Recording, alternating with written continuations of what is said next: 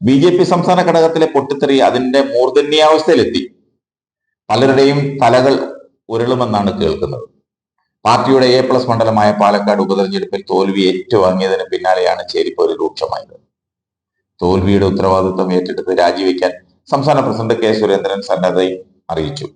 എന്നാൽ കേന്ദ്ര നേതൃത്വം അത് തള്ളി. മാത്രമല്ല, സുരേന്ദ്രൻ രാജിവെക്കേണ്ടതില്ലെന്ന് പറയുകയും ചെയ്തു. പാലക്കാട് പരാജയപ്പെടുകയും പാർട്ടി ഭരിക്കുന്ന കോർപ്പറേഷനിലടക്കം 10,000-ലധികം വോട്ട് കുറയുകയും ചെയ്ത പശ്ചാത്തലത്തിൽ സുരേന്ദ്രനെതിരെ പാർട്ടിയിൽ വ്യാപകമായ വിമർശനം ഉയർന്നിരുന്നു. എന്നാൽ പരാജയത്തിന് കാരണം ശോഭാ സുരേന്ദ്രനും നഗരസഭയിലെ 18 കൗൺസിലർമാരുമാണെന്ന് കേന്ദ്ര നേതൃത്വത്തെ സുരേന്ദ്രൻ അറിയിച്ചതായും പറഞ്ഞു കേൾക്കുന്നു.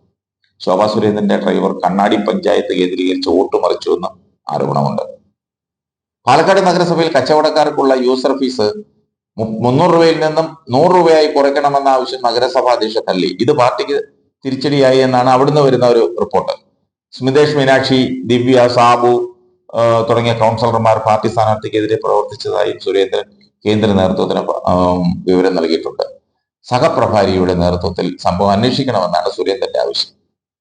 ഇവിടെ മത്സരത്തൊഴിലാളിയായ ശോഭ മത്സരിക്കാൻ കണ്ടുവച്ചിരുന്നു. ഇതിന്റെ ഒരു ഫ്ലാഷ് ബാക്ക് അങ്ങനെയാണ്. കുറച്ച് പ്രവർത്തകരെ കൊണ്ട് പറയിച്ചിരുന്നു. ശോഭ മത്സരിച്ചാൽ ജയിക്കുമെന്ന് വരെ പ്രചാരണം നടത്തി. ഒടുവിൽ സീറ്റ് കിട്ടാതെ വന്നപ്പോൾ കൃഷ്ണകുമാറിനെതിരെയായി പ്രചാരണം. അടിപ്പിണി നടത്തി വോട്ടുമറിച്ചു. കൃഷ്ണകുമാറിന്റെ പ്രചാരണത്തിൽ സജീവമായതുമില്ല. പേരിന് വേണ്ടി ചില യോഗങ്ങളിലൊക്കെ പങ്കെടുത്തതല്ലാതെ കാര്യമായ പ്രവർത്തനങ്ങളിൽ നിന്നും വിട്ടുനിന്നു. കൗൺസിലർമാരെ ഇളക്കി വിട്ട് രഹസ്യമായി വോട്ടുകൾ മറിച്ചു. ഇത് കൃത്യമായി മനസ്സിലാക്കിയ പാർട്ടിക്കാർ തന്നെ കേന്ദ്ര നേതൃത്വത്തിന് പരാതി നൽകി. കേന്ദ്ര നേതൃത്വം അന്വേഷിക്കുമെന്നാണ് ഒടുവിൽ കിട്ടിയ വിവരം. അങ്ങനെയാണെങ്കിൽ മിക്കവാറും ശോഭാ സുരേന്ദ്രന്റെ പാർട്ടിയിൽ നിന്നും പുറത്തേക്കുള്ള വഴി തുറക്കും. ഏറെ നാളായി സഹിക്കുവാണെന്നാണ് ചില പ്രവർത്തകർ കേന്ദ്ര നേതൃത്വത്തിന് നൽകിയ പരാതിയിൽ പറഞ്ഞിരിക്കുന്നത്.